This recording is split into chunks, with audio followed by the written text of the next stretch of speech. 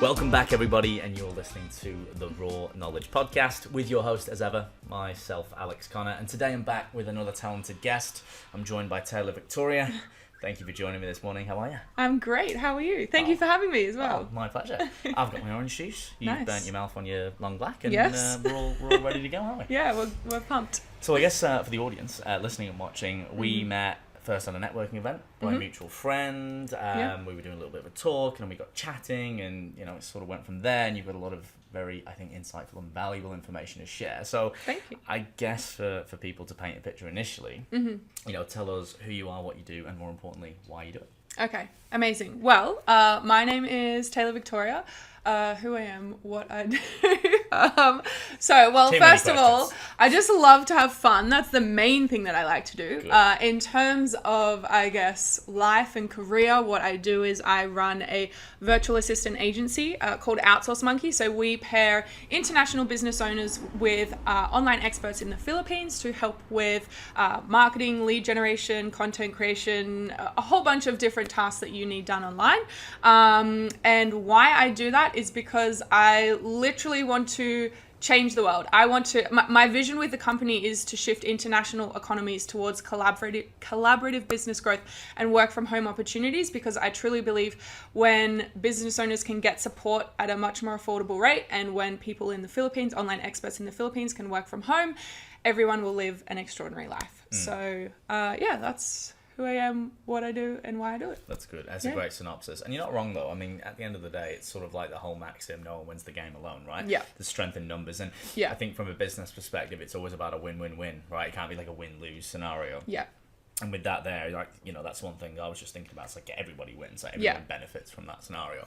I'd like to dive into a little bit more of the fruition and like the conception of the business. So perhaps maybe we could, if we can take a time travel back and where this actually came from, the inception of it and how it came about. I'd love to hear more about that. Yeah, sure. So the beginning of Outsource Monkey, it all started in a cold basement in Canberra. Myself and my boyfriend, we were both running different businesses at the time. So I was running a digital marketing agency. He was running a gutter guard installation company, which is very random, but he was working like crazy hours, like 10 to 12 hours a day, doing all of his admin, sales follow-ups, like outreach, lead generation, trying to create content, even though we had no idea how. And I was like, why don't you just get a VA to do all of this stuff? Like, because all of our staff members in our agency were from the Philippines. And he was like, what's a VA? And I was like, oh my gosh, I'm going to blow your mind. And so I told him about what a VA was and what they could do. And he went from working 12 hours a day to like 2 hours a day and started making 6 figures a month, like more money than he'd ever made before. And he was like, we should help other people do this. And I was like, yeah, okay. That sounds like a plan. And I wasn't super happy in my agency at the time, just because we were helping real estate agents in America to sell more houses, but I'm not super passionate about helping middle-aged men sell houses. So I was like, yeah, okay, let's start this other business. And then randomly, like 2 weeks later, my business partner in the agency was like, hey, I want to buy you out. I feel like you're not super passionate about this business anymore. And I was like, this is divine timing. That is brilliant. Yeah, I was planning to just leave without taking a payout, and then she paid me a whole bunch of money. So that always helps when you're starting a business. Exactly. So then that's how we started Outsource Monkey. And literally it's coming up to 2 years now. We have nearly 90 people in our team, which blows my mind on a daily basis. Damien has decided to go and start another business now because he just likes starting businesses. So I'm running Outsource Monkey by myself, but not really by myself, because I have an amazing team. They're fantastic and they're going to help me change the world. So that's how we started. Yeah, and you've got like you said, you've got the foundations, you've got a great team, systems and processes. Yes. As well, I think. Yeah. I think it's important to outline a definition here, because I know for me in the early days, like digital marketing in general, it's a big umbrella. Yeah. There's a lot under Huge. there. I know I've wasted a lot of time and money over the past, and it's not my area of expertise, but part of it I do like to do, right? Which might be in front of the camera. Yeah. So for people maybe listening, starting businesses or interested, in obviously getting their business out, I mean, who isn't, right? Exposure. First of all, what would be your definition of it? The best I've heard to date was basically telling a story so compelling that people want to listen to it. I love that. Which, it was by Philip DeBella, who was like, I'm going to teach you 3 years of marketing in one lesson. It was some good stuff. But I'd like to know from your perspective, more the digital side of things. One, how you would define it to someone, and maybe some of the biggest things you've learned or advice you'd give in the early days for people who are starting a business who might not have that wealth to invest, because it's sort of, you can waste a lot of time. Like you said, your boyfriend was down in the basement, he's doing this, he's doing this, and it's like, shit, like, where do you start? I mean, it can be very overwhelming, but you need to do it. 100%. Because otherwise you're not going to build a business, especially in my area. Everyone wants to be an online coach, and it's like, well, the unglamorous fact is you got to be a good in-person coach. You then get credibility, and that's one of the main mediums, but obviously you need to be putting that online, so it's the elephant in the room. So maybe you could speak on that a little bit. Yeah, definitely. I guess in terms of a definition for digital marketing, I really think that it's just sharing your vision, sharing your story, sharing why you do what you do, and the transformation that you can help provide for people. If you share that and you're authentic with yourself and your story and how you help people, then customers are going to come to you naturally. I don't have an exact definition. I've never been asked that question before, actually. But so I don't have an exact definition of, I guess, how I would define digital marketing. But the other question you asked was, I guess, some tips and strategies for people if they're just starting out in business or they're just trying to start out with their digital marketing. I think the main thing is, and something that we did in Outsource Monkey, which was different to my previous companies, is we took a very proactive approach with all of the marketing that we were doing. So literally reaching out to people and saying, hey, we could help transform this part of your business. Do you maybe need support with that? Instead of just waiting and taking a more passive approach and waiting for customers to come to you, if you actually proactively reach out to them with different strategies, whether it's Facebook ads or Instagram outreach or reaching out to people on LinkedIn or at networking events, whatever it is, but actually being more proactive about it, that's when people really start to see the results. Because a lot of the time, especially when you're starting out in business, you don't want to seem too salesy. You don't want to seem like the sleazy car salesman that's like just trying to sell your services. But what I always say to our customers is, don't think of it as sales, think of it as service, because you are providing a service and you're helping your clients to achieve a certain transformation. They're struggling with whatever pain points and problems they have in their business right now, and you are the vehicle that's going to help them achieve their goals and help them achieve their transformation. So if you proactively share with people how you can help them, then you're going to find that you'll have a lot more leads, a lot more customers, and your digital marketing efforts will be you'll see the rewards of your digital marketing efforts a lot more if you're proactive instead of just passive and waiting for people to come to you. It's a salient point, but that is, people don't understand that though. Like, that is the truth of the matter. It's very, I say unglamorous and anticlimactic because people, I think what they think it takes versus what it is. Like you said, a lot of people think, I've got this business, or I've got this shop front, or I post a picture and customers are going to come. It's like, the reality is you're going to have to do a lot of work, and you're actually going to have to go to people initially. I mean, sure, you get to a point where if your credibility really precedes you and your reputation, and that's really where everyone wants to get to. But in the early days, it's about, like you said, outreach. And, again, another really vivid point I want to sort of highlight is people are afraid because, I get it. You do feel a bit salesy, but like you said, you can reframe it. And it's service, or it's actually I'm helping you. Obviously, if you come in with a line and it is just sell, but it's sort of like, if you can offer someone value and they can see that over time, you can do it strategically. You can then obviously convert a percentage of that into paying clients and customers because you're helping them, right? Which is probably 100%. Really key. Yes, the main thing with marketing is really getting clear on your target audience's pain points, and then the transformation that you can provide for them, and painting yourself as the bridge that will get them from point A to point B. If you don't know the transformation that you provide for people, and if you can't speak to the target audience's pain points and what they're really struggling with at the moment, then if you can't do those things, essentially you don't really have a business, because at the end of the day, everyone just wants their problem solved, especially if you're in a service-based business. You need to figure out how to solve problems. So if you don't feel clear on the transformation you can provide to people, that is It's just the main thing that you need to get clear on. Like, you have to know how you can help people, because if you don't know that and you can't tell that to people, then they're not going to want to work with you.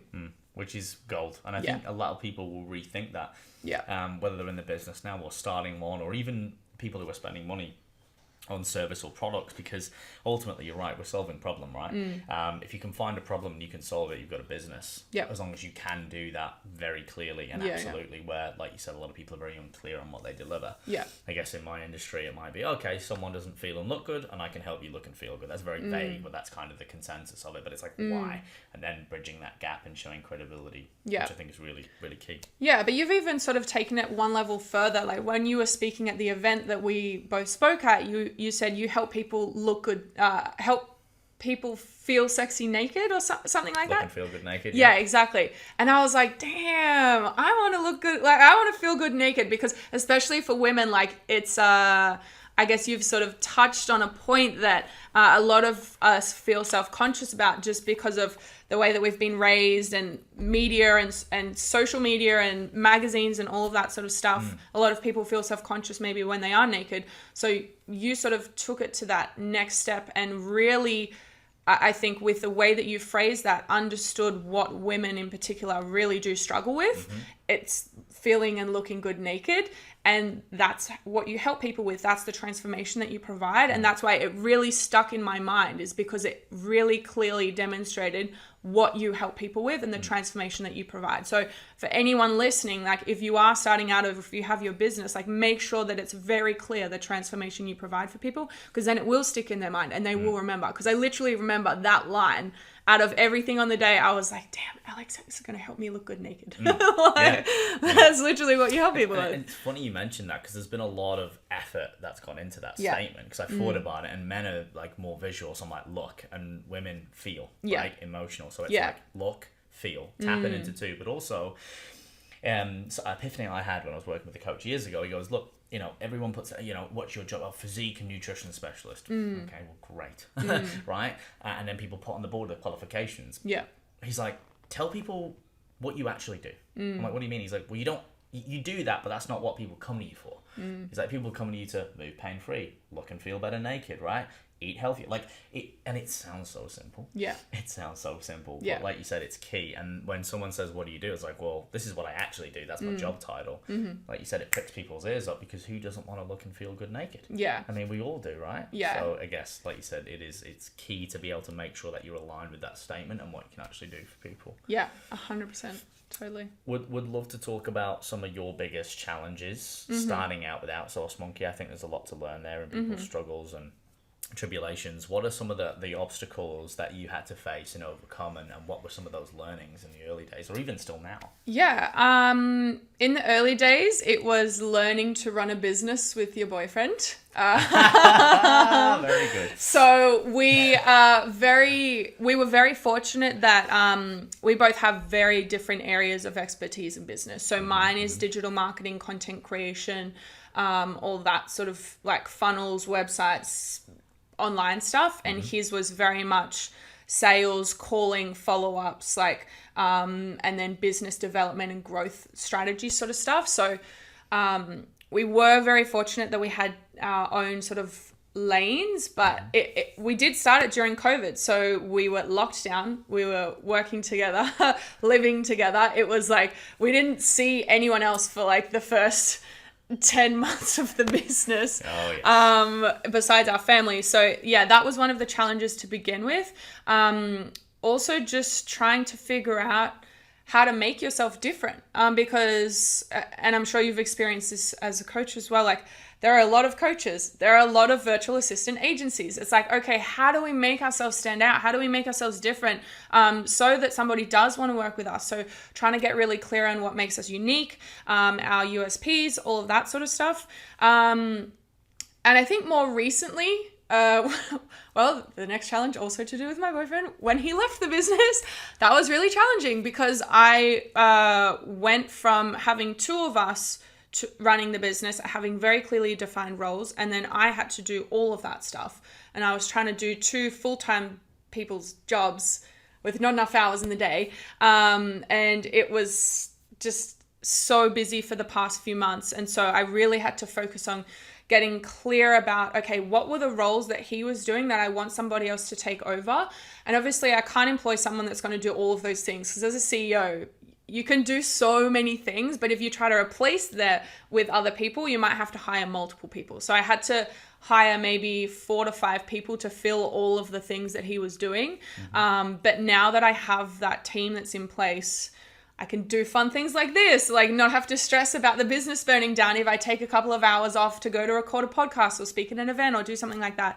And the business has just been scaling so much more quickly. I think I let go of control a little bit because I literally just didn't have time to be micromanaging everything. And that's something I know that you're a little bit scared of in your business at the moment, is letting go of control. But it's crazy. Like once you actually can do that, the growth that you will see is just exponential, because even if you have somebody doing the job at 80 or 90% of the perfection rate that you would do it at least you're not still having to do those tasks, and they're done 80% to what you think is perfect, but you can focus your time on business development and growth or filming podcasts or whatever it is. So, I think that's definitely been the main challenge for this year, was when Damo left, it got so incredibly busy for me and it was very overwhelming. So just having to figure out how to build out the team to support me in the business so that it could keep growing. Character building time when you're with your partner. Yes. But, I mean, even a lot of people in COVID, whether they were living with their flatmate or whether it was another family member, I mean, you spend so long in a vicinity with someone, you need some space. But I'm sure that would have helped you grow a relationship and business-wise. And then, like you said, that is a key point. I actually wanted to touch on that next, was like letting go of control, because I'm a control freak. And it's really hard when it's your baby and it's your thing. And like I am a bit OCD and perfectionistic. But at the same time, it's like, well, you can't be a hypocrite, because if you're going to achieve something, not that perfection exists, it's an ideology, which is, subjective. But you need to be able to go, right, well, what's the thing that I'm the best at and where I enjoy and where my time is best spent versus all this other stuff. And then, like you said, putting the system and process in, getting a VA, getting someone to be able to do it, even if it's at 80%, it just frees up so much more time. But I think that's a shift in your mindset. I'm reading this book at the minute that a client gifted to me, and it's called like Living a Good Life. And it's interesting because it talks about how, and this is probably going to tie in with what we'll talk about next, how things that are productive are actually counterproductive. And it used a couple of metaphors, and it got kind of me thinking about like the VA thing. And I was like, oh, that's interesting. So it said, for example, like, the car, for example, it's much more efficient than walking, and it's much more efficient than horse and carriage. But actually, if you average the Ks out with everything in the bills, it's like a 3.7 Ks an hour with traffic lights and all this. And there's a formula. And it's the same with your phone and TV. It's actually a distraction. And I was like, fuck, this is a good point. So it said, in fact, sometimes it's the basic things that you need to do, i.e. like replace it, outsource it, don't like overcomplicate it, because sometimes it consumes more of your time. So I guess with when it comes to like virtual assistants, and maybe we can talk about that a little more, people like you said, like your boyfriend who's like, oh, what's that? Obviously it's someone who assists you virtually. But, what are some of the key things to having that successful relationship? Obviously, this is where you come in with Outsource Monkey and help sort of bridge that gap, because a lot of people go, well, who do I go? Where do I go to? How do I know if the person's going to be good? Like, I'm exchanging money. Maybe we could talk through some of like the mechanistic sides of that.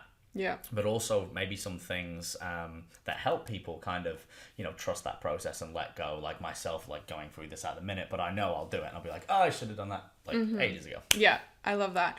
Okay, so before I dive into like the best ways to get started with a VA, I just want to share something that I heard recently, which really, really was such an epiphany moment for me. I was at this event, and this lady was interviewing this really, really successful entrepreneur, like a Fortune 500 company, the CEO of this business. And she walked in, and there was no paper on his desk, and there was nothing on his desk. And she was like, oh, don't you do any work, like making a joke about it. And he was like, I'm not paid to work, I'm paid to think.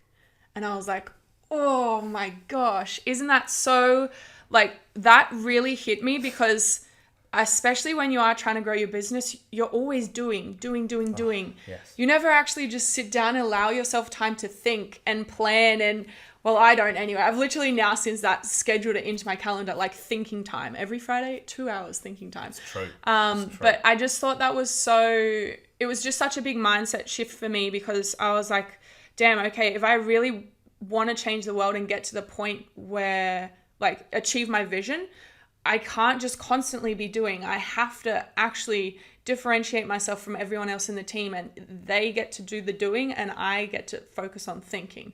So that's just potentially for the audience listening, like a mindset shift that might help you, is how can you focus more on actually thinking and planning and strategy and vision, as opposed to doing in the business. And I guess that's where virtual assistants come in, because they can do a lot of that doing for you so that you do have extra time to think. So obviously, when you get started with a VA, or if you're thinking maybe I need help and support in my business from a virtual assistant, the first thing I would ask everyone to do is to just audit your time. So throughout the week, go through and just write down everything that you do and how long it takes you. Maybe 30 minutes a day on emails, then content creation, then client calls, or whatever your business is, whatever it is that you do. Audit your time, and then all of the things that you write down for the whole week, highlight the ones that make you feel distracted, stressed, like drain your energy, the things essentially that you hate doing, or that they're not your area of expertise. And those are obviously the things that we're going to look at outsourcing. So you'll be able to group them together into, I guess, common areas, so that we can create job descriptions and create positions out of them essentially. So yeah, that's pretty much, I guess, the first step is looking at the tasks that you do need support with, and putting them into common groups so that we can write out job descriptions. So that's something that we did with you when we were on the call. We sat down and we looked at, okay, what are some of the things that are taking the most amount of your time? And then we sort of strategized, okay, what role could we turn this into? Where do you need the most support in your business?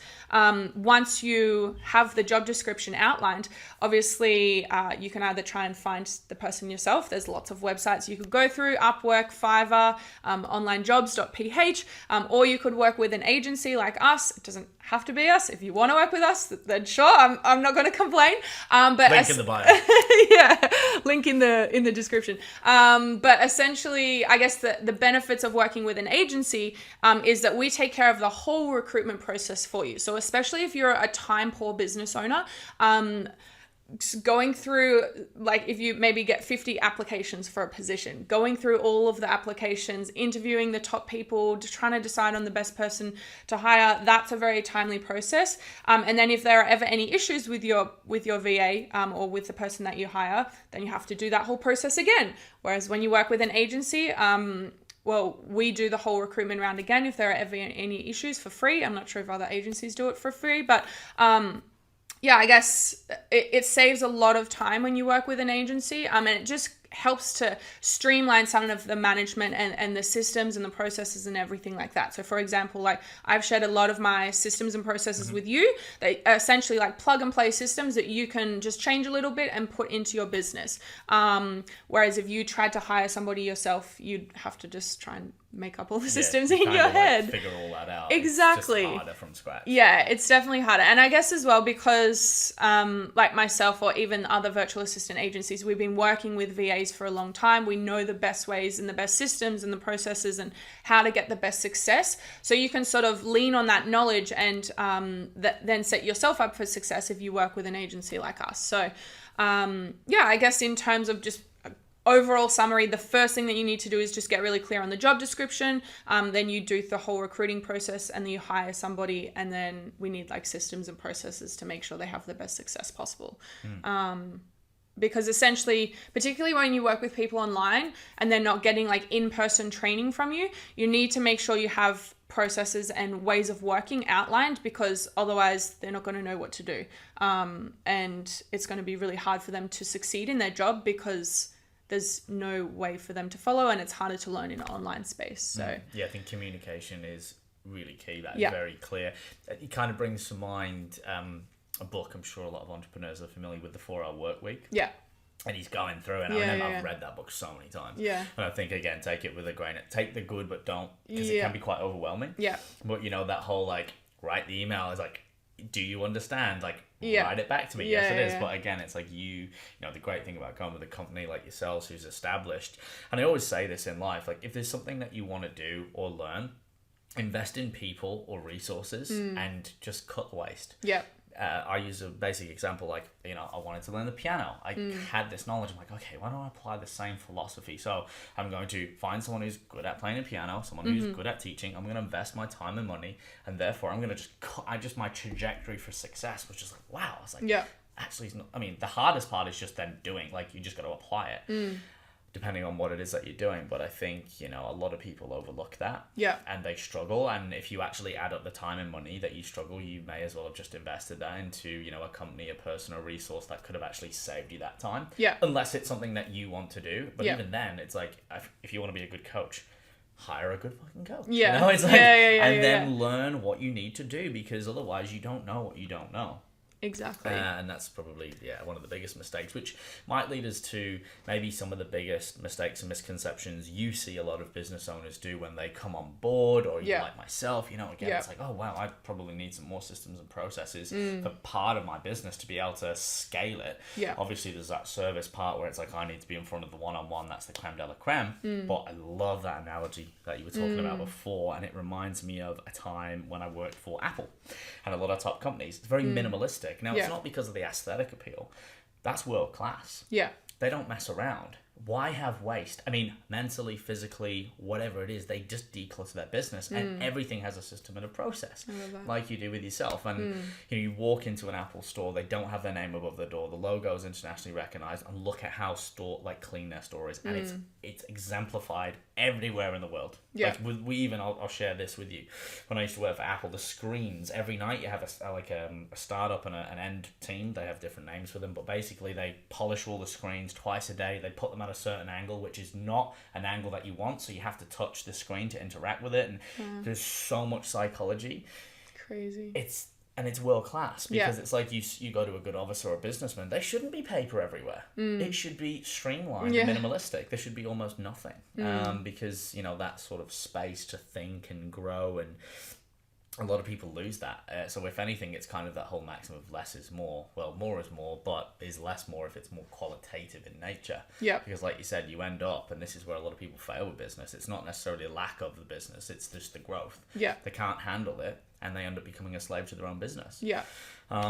Maybe we can talk about the sort of the biggest mistakes people make when they come to you, or even that you see a lot of business owners making. Maybe we can just dive into that a little bit. Just a quick one, guys, before we carry on with the podcast. For any of you who are interested in taking your health and physique to the next level, and you want to remove the guesswork, you're not quite getting the progress that you want, you're not seeing what you want to see in the mirror, and you're not feeling like you're really moving in the right direction, then click the link in the bio below, the apply button, where you can contact me. We can organize a free consultation, no obligation, and discover whether it's a good fit as coach and client. All right, back to it. Yes, so it is definitely along the lines that you were just talking about with the systems and the processes. So a lot of the time, so for example, we've had clients in the past, we've tried to encourage them to create systems and processes. They've said, no, I don't have time. I'll just teach them on the fly. And then when their VA gets started, it doesn't work out well after a couple of weeks. And then they're like, oh, I want to quit. My VA is terrible, blah, blah, blah.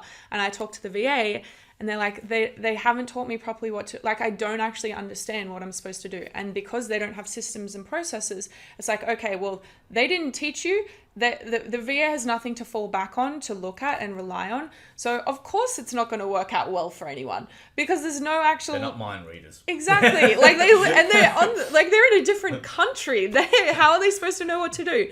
And I think the main thing, like, people get so in their head about creating systems and processes and build it up to be this giant thing, when actually it's really easy. So if there's something that you're doing in your business more than once on a daily basis, just record the screen, record yourself doing it, talk to the screen while you do it, and say, okay, we're going to be doing this process. Firstly, we go into this folder, I click here, I get this image, then I put it into this system, and we do this, and then maybe I write the caption, and then this is the hashtags, and this is where we find the hashtags.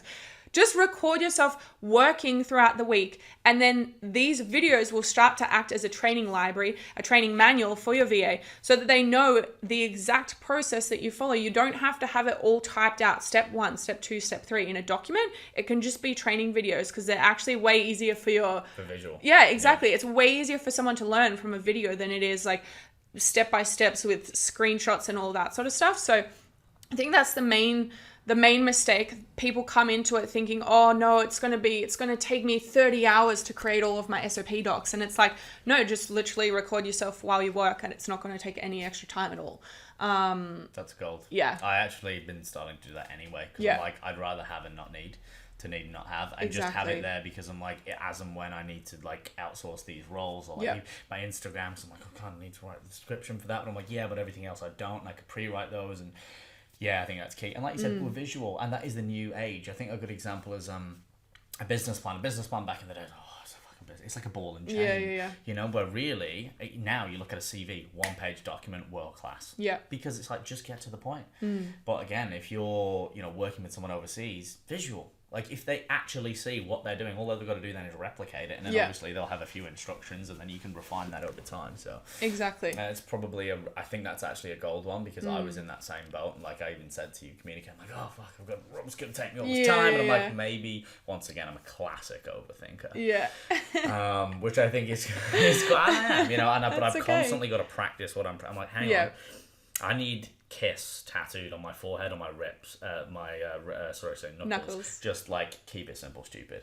Has to be my philosophy. Just because, again, it's always like, come back. Come back. So it's like I just keep drifting, and like, come back to the basics. You know what I mean? So yeah, definitely. I think a lot of business owners are like that though, especially when we work with a lot of creatives, so like photographers, videographers, and when you are creative, it's like your business is your way of editing your photos or your videos or whatever it is, or your style of shooting.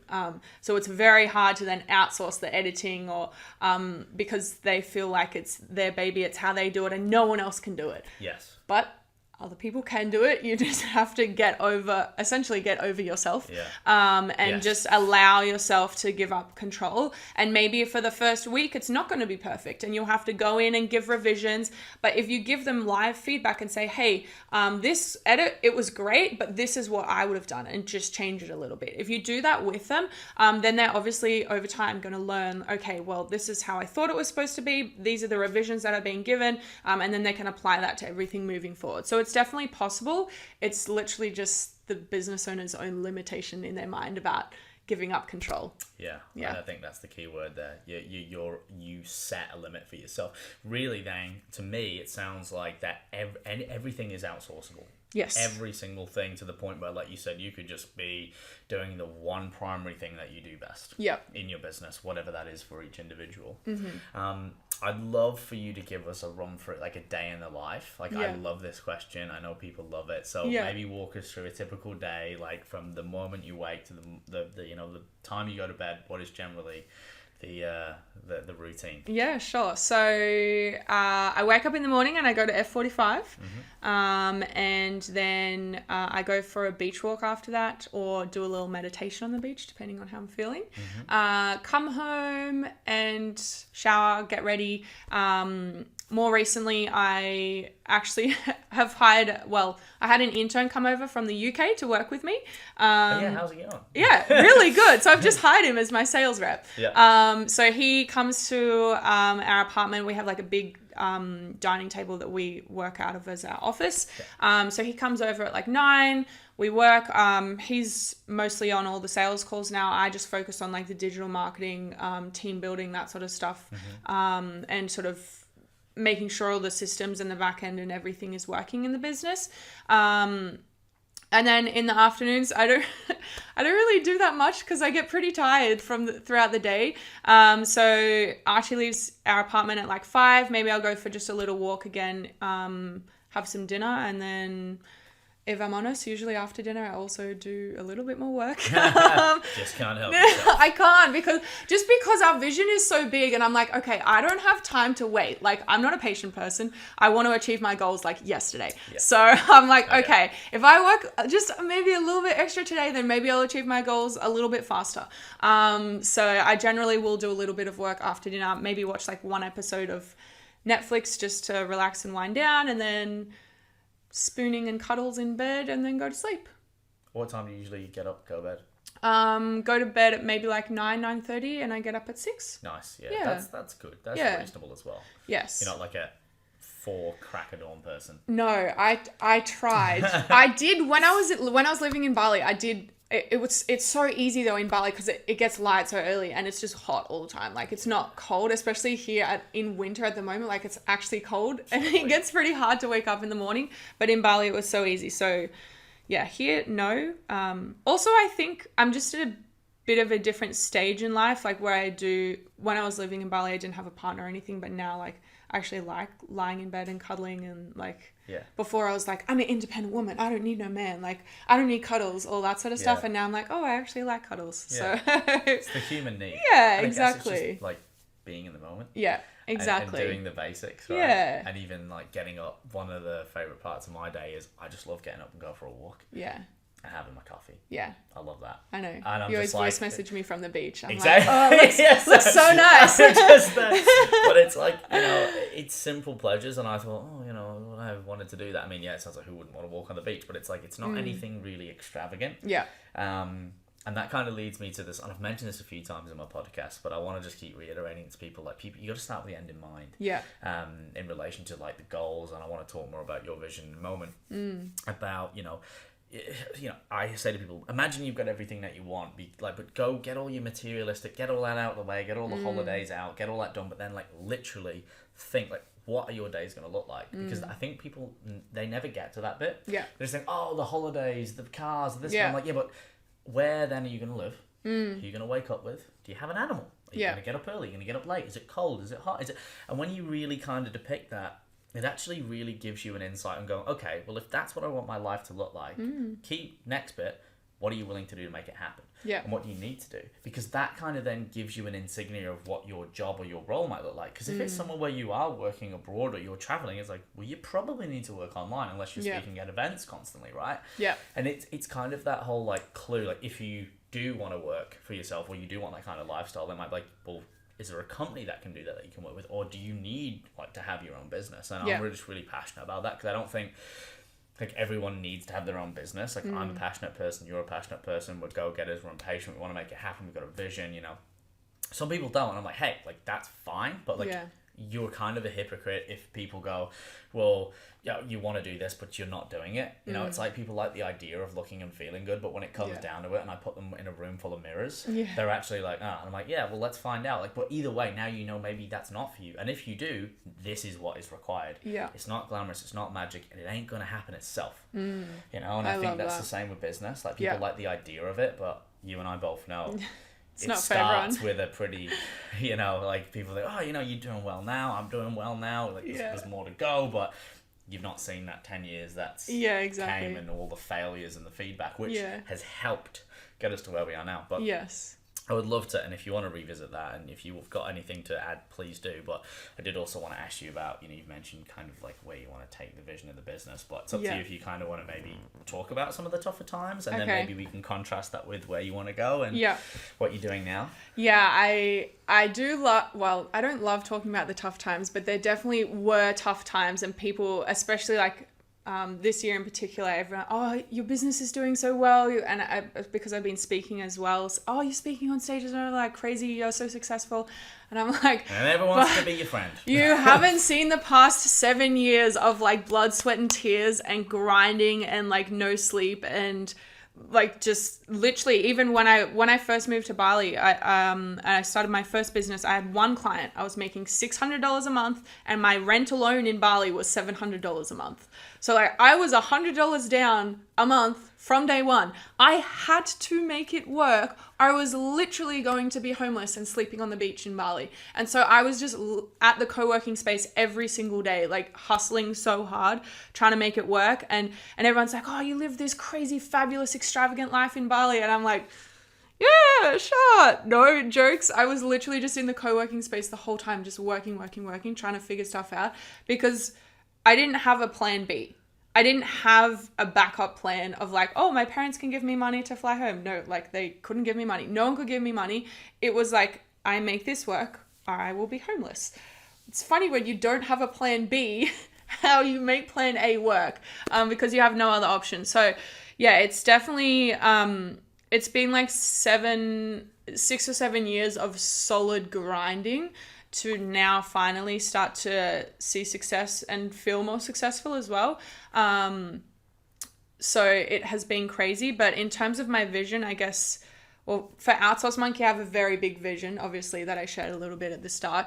But for my life in general, I want to be a world-class speaker. That is just, I don't know why, that's just always been my vision for my life. I just want to speak on stages around the world and change people's lives. Because TED Talks. Yes, TED Talks, like running, like Tony Robbins level, but I'm like, okay, Tony Robbins started really early. Can I get to Tony Robbins level? But then I'm like, no, I can get to Tony Robbins level. I could definitely do that. Because it's not like, I think sometimes we look at someone's path and go, oh, it kind of like needs to follow the same trajectory, but like, it doesn't. Yeah, like exactly. You make your own path. Yeah, exactly. So yeah, I want to be a world-class speaker because I think that's how I'll be able to help as many people as possible at one time.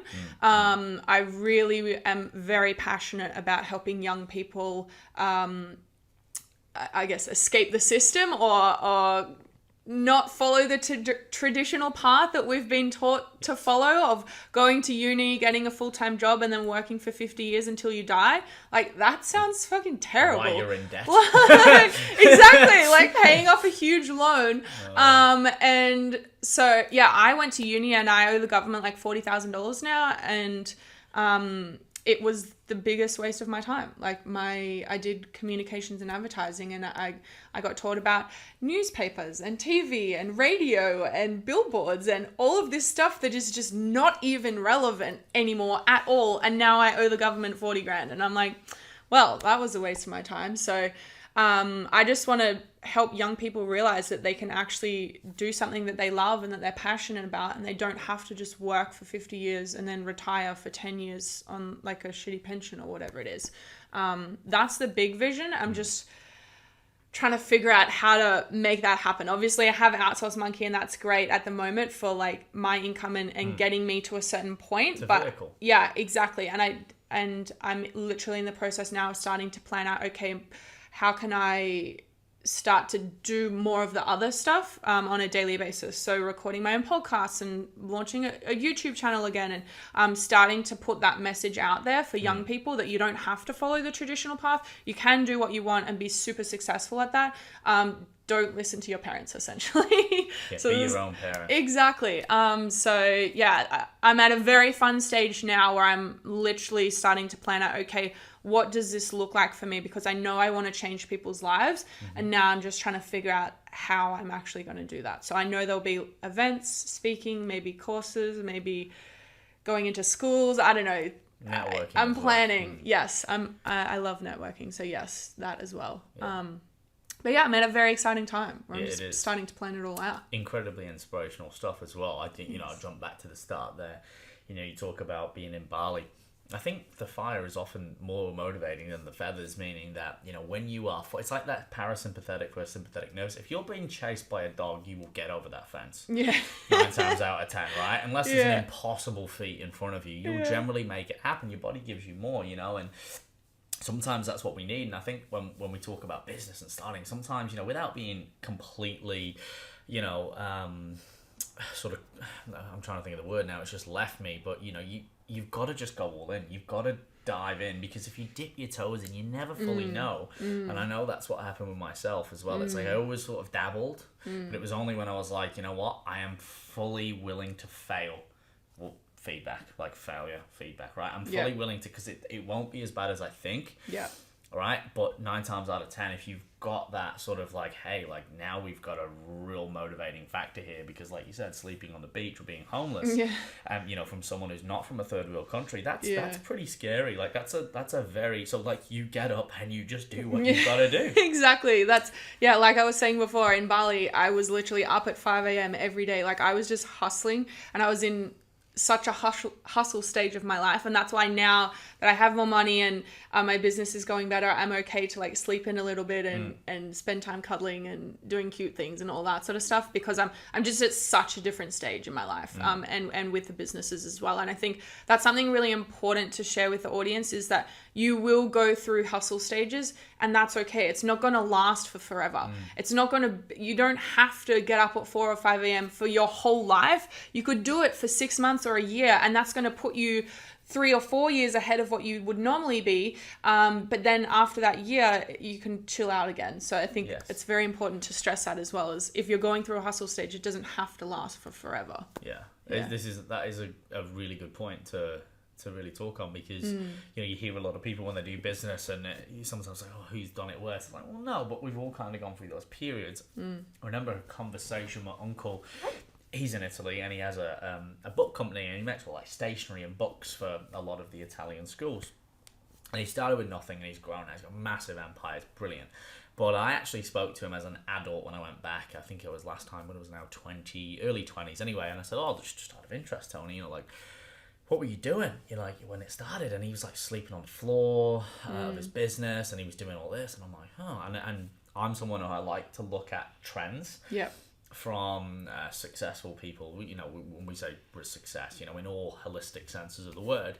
And there is a lot of things that they all have in common, which is like reading books, morning routines, you know, things like that, getting into stay, and going through these periods where it's like, hey, this is not forever. And if it was, that's not success, because again, I think a successful business is a point where you can actually walk away, like we've talked about here, and everything flows, if not grows. You know, like that is the ultimate, because otherwise, like, are you really successful if you constantly have to do everything in your business? You're just a slave to it, and you're not actually enjoying life. So there comes a point where it's like, yeah, you know what, like put that time and energy in, and maybe we're fortunate that we can do this at a younger stage, and then have that freedom to still do what we love, travel the world, but have that opportunity. Or I think even I think keyword here is choice. Like having the choice. Like for me, if someone said to me, you know, and I've often asked, what's the ultimate goal? Now I have obviously my business goal, and I have a big vision like yourself with Fearless Training, and I want to help people. I love that. But it's freedom. If I had to like summarize it, people are like, oh, but you are free. And I'm like, hey, Australia is one of the best places to live in the world. Honestly, I don't think people know how lucky they've got it here, because it's such an easy life over here. Like ridiculous, like to just wash dishes and get paid $25 an hour if you want. But hey, you know, I'm very grateful to be here. But also that fact where it's like doing what you want, when you want, how you want. And that's not necessarily going, well, I'm going out of my way to buy $1 million Lamborghini, but it's like, I would like to go, oh, there's a Formula 1 race in 2 weeks, Taylor. Would you like to go? I'm going to Europe. Oh, actually, Alex, I'm speaking at an event there. Let's go to the Formula 1 for a week and hang out all together. It's like, but knowing that you can do that, and you don't have to check my bank account, I'm going to have this date off work, that really annoys me. When I last went back to Europe was a real low point for me, because I was like really stressed out. I was really upset, because I'm like, I had like no money coming back to, and I was like, fuck, I've got to do this all again. I'm like, this is broken. Even in the early days of personal training, I'm wandering around the gym at 17 years old, and I'm thinking, how do I keep doing this? Like, what happens when I'm 40 and I can't PT one-on-one? So back then I knew, that was before Instagram and all that, I was just like, there has to be another way. There has to be another way, because otherwise I'm going to work myself into the ground. And I think this is where, you know, now we have this online, we have this digital, we have systems and processes and scalability, and I think everything is scalable, but you've just got to kind of tweak it and adjust it a little bit as well. But I think, being able to give back and chat to people like you want to do, you know, you're a great speaker. I was inspired by your speech. I think you're well spoken, you're well articulated. I think you'll do really well in that space. Thank you. You know, with having Outsource Monkey, like you said, even if it's like, hey, you know, that's one of the many accolades. I know your partner's starting a new business, interested to find out what that is.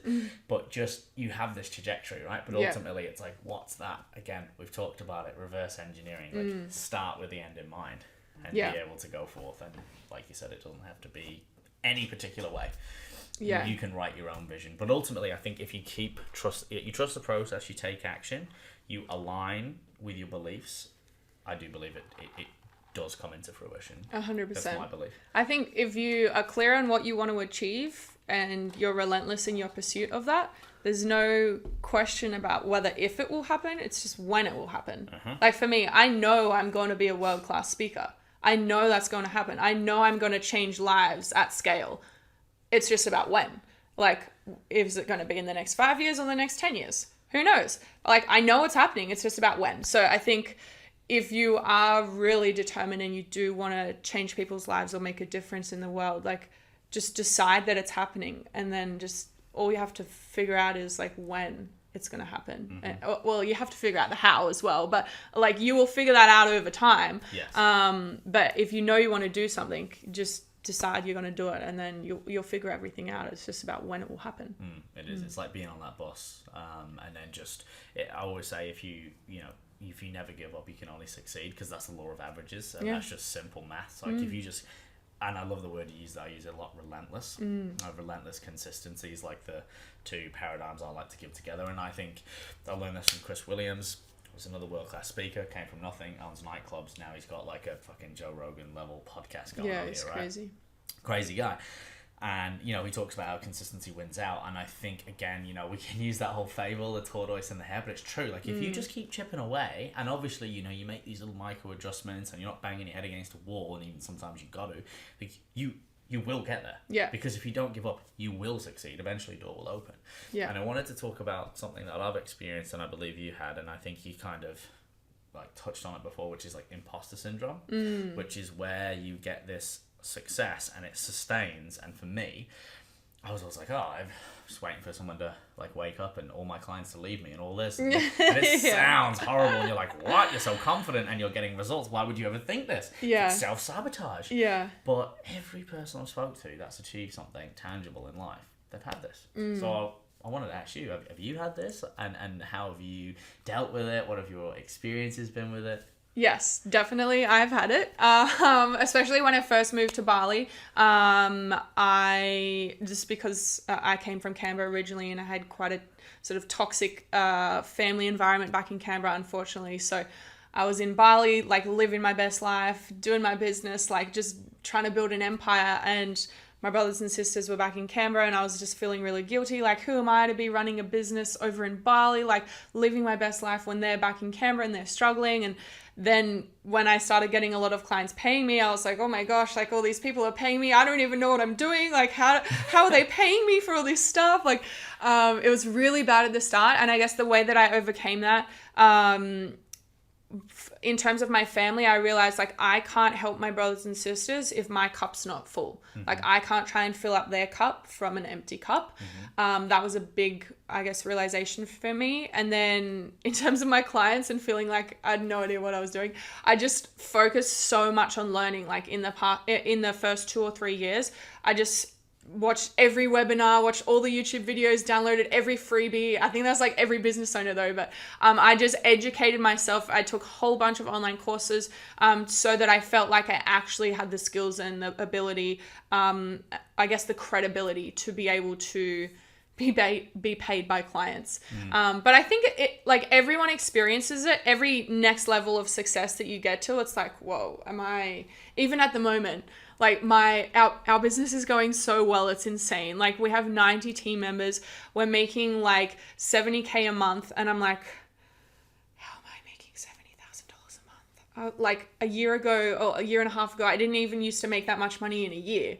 And now we're making that every month. And I'm like, oh my God. And then I'm like, I don't have the right clothes to be this sort of person. I'm like, I need to be this, like, I'm not the next level version of myself yet. I need to step up. And like, so I'm like, okay, I need new clothes. Like, cause it's funny. Like for me in my head, the clothes that I'm wearing is obviously a visual representation of who I am. And the clothes that I have are all like old clothes that I've had from the past few years. And I'm like, these clothes don't feel in alignment with the version of myself that I'm becoming now. So it's very interesting, like just as self-observations of like, I don't even feel like I want to wear the clothes that I have anymore, because I just feel like I've grown so much into this other person that I'm like, shit, I need a new wardrobe.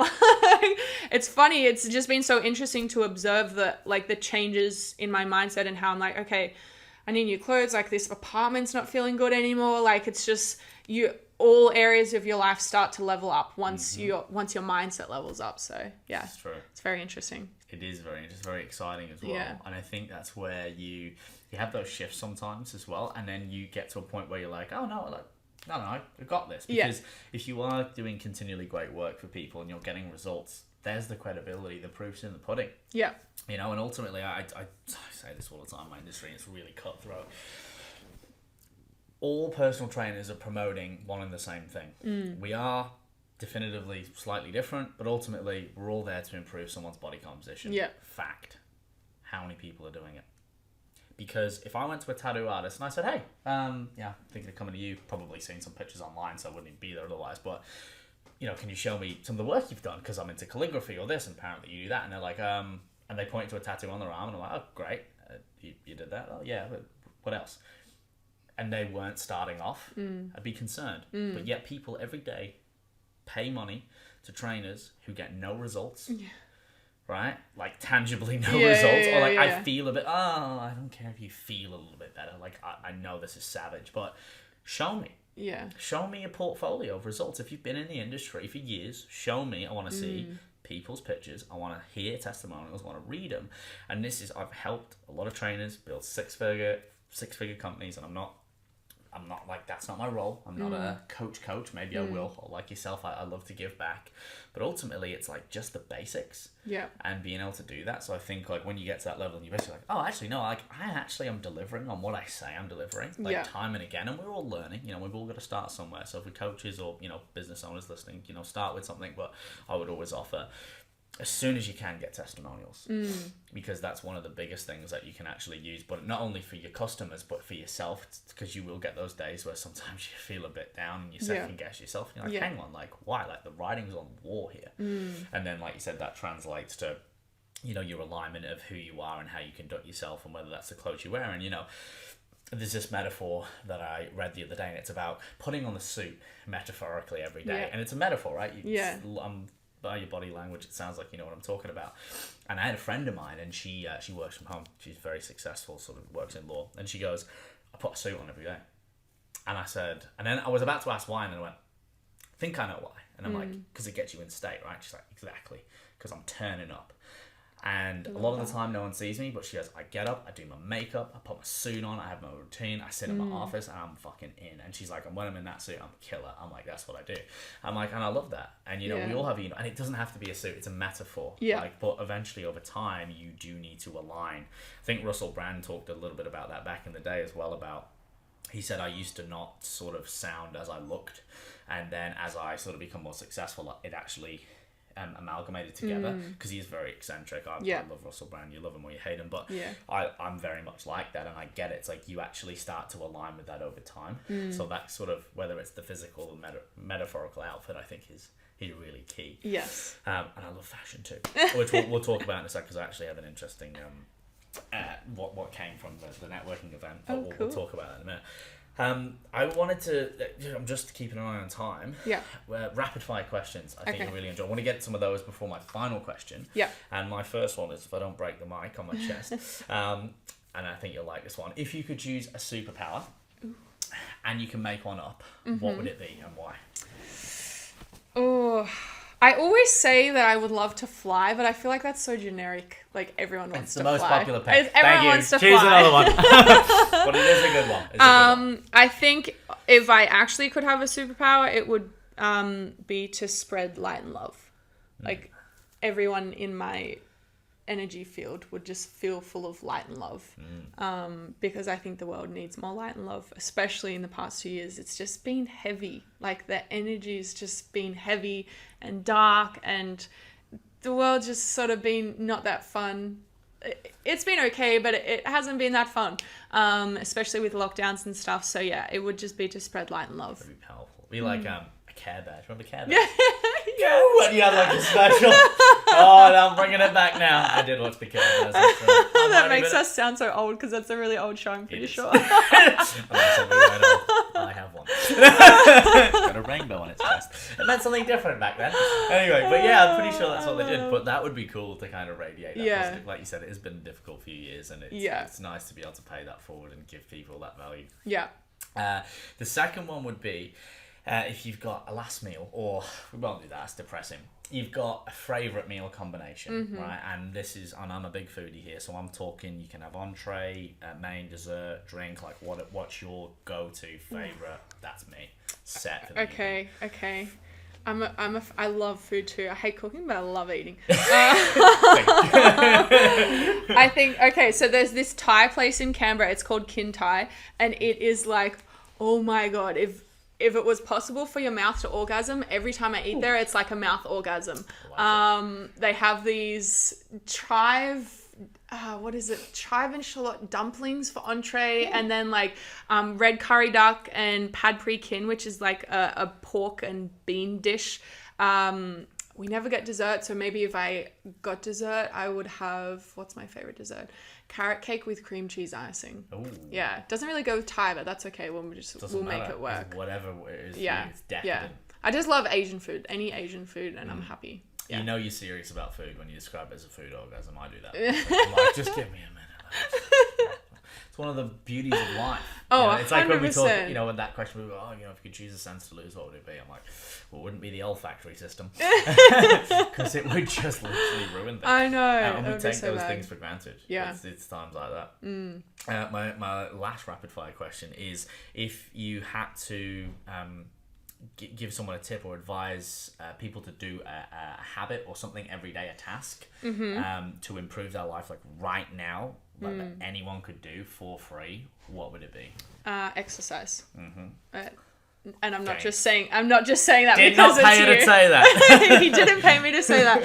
No, honestly, like I'm very fortunate that my mum raised us to exercise regularly on a daily basis, and so it's not even a thing that I have to think about. It's like it's not even like a decision that I have to make when I wake up. It's like I wake up and I exercise just because that's what I do. Like I go to F45 or I go for a beach walk or whatever. But it's like that time, one, it's good for your body. It gets your endorphins going. It's like a natural coffee in the morning. And it's just so good for your body to move it every single day. Even if you don't sweat every day, like you can still go for a walk and maybe you don't get sweaty, but it's still just so good for your body every single day. And I think especially like the younger generations at the moment, like a lot of them are struggling with anxiety and depression and like a lot of mental health issues. And the best cure for that is to exercise and get your happy endorphins going. So exercise is my number one tip. It becomes just like breathing. Yeah, exactly. If you can wake up in the morning and smash out a solid workout, you can do anything in the day. Because you've already smashed out your workout, you're feeling good, you've got the positive vibes going, you can do anything. So, that's true. Yeah, I'm a big fan. You start there with a win. Exactly. And it's like you've served yourself, which you mentioned before. You fill your own cup up. Yep. You get the feel good endorphins, irony, you expend energy, gives you energy, and then you're like, right, now everything else is a win. I've got this. Exactly. You've got good trajectory. Yeah. My last question, a bit more serious in nature. We've touched on a few of these things to a degree, but maybe you can pick out one or two or a current one, which is, can you identify a fear that you currently got or had in your life, what it is, and how you've overcome it, or if it is something you're still working through, how you've overcame it. Now, yours isn't going to be the most popular one, which is public speaking, because I know you love that, but I am interested to know. And it can be something small, it can be something large, it's whatever it means to you. Okay, so two things popped to mind when you first said that, because I'm somebody that, like, I don't really get scared of many things. Like you said, I love public speaking. I'm not scared to be in front of people. I'm not scared to try new things. Although recently I did my first ever ice bath, and I was looking at the ice and just standing there going, I really, really do not want to do this at all. Like, I had so much resistance, and I was like, this is so interesting. I haven't felt this feeling in a really, really, really long time. But then I did it and it was fine. The other thing that came to mind, and this is something that I have not overcome yet. It's a work in progress. But actually, it relates back to what you do. So I have this limiting belief that and this is a weird thing to share on a podcast, so I'm being really vulnerable, guys. I have this limiting belief that I'm not sexy. Like, I don't know I just don't feel like a sexy person. I'm like just a fun, happy person. And so I got invited recently to go to like a pole dancing class or like a heels, like a burlesque dance class as well.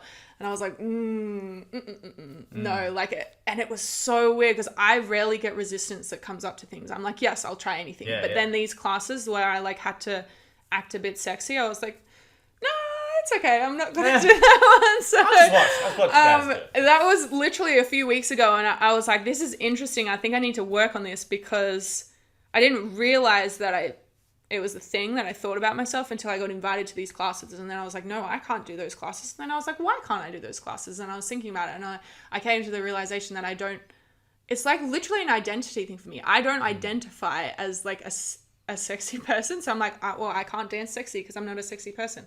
It was weird. But that one's definitely a work in progress. It's only been a recent realization that I might have to force myself to go to some like pole dancing classes or something to try and... I'm very much like if I'm scared of something, I just do it anyway. Like which is the best way to... you want to attack fear. You don't want to run from it. Yeah. Because time feeds fear. 100%. I had a fear of the feeling of falling, so I went skydiving. Like, that's my sort of solution to these problems. So that is the best way. And it's the hardest but the easiest thing to do. It was the most terrifying thing I've ever done in my whole entire life. Holy shit. Did you enjoy it at some point? Yes. It was like afterwards, it was fun. I was like, oh my God, that was amazing. But during, I was like, I'm gonna die. Like, literally had my hands on the edge of the helicopter, like trying to stop the guy from letting me in. He had to like peel my fingers away from the edge of the helicopter and throw me out because I was so terrified that I was like, I'm not going. I'm not going. But it's your body resisting the mind. Oh, it was crazy. It was so terrifying. Which is a natural reaction, by the way. Because your body doesn't know that there's a parachute. So it's like, this is not what we do. Don't jump out of the plane. It's an inbuilt mechanism not to die. You see the tiger, you run. Exactly.